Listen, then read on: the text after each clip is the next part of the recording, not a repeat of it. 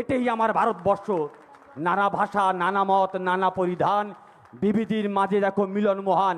সেই ভারতবর্ষের ঐতিহ্যকে প্রতিদিন এই আরএসএস, বিজেপি আর নির্বাচন কমিশন মিলে ভাঙতে চাইছে।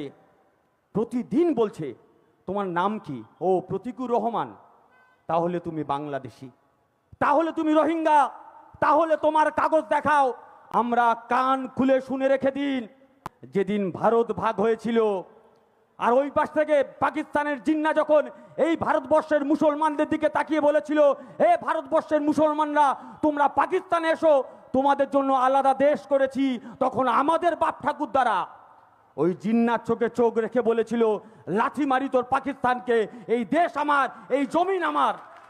এই ভারতবর্ষের মাটিতে আরএসএস, বিজেপি ওয়ালারা, ব্রিটিশের দালালি করা বালারা, কান খুলে শুনে রেখে দাও, এই ভারতবর্ষের সংখ্যালঘুরা বাই চান্স ইন্ডিয়ান নয়, বাই চয়েস ইন্ডিয়ান। তাই তোমরা কে? তোমাদেরকে কাগজ দেখাবো।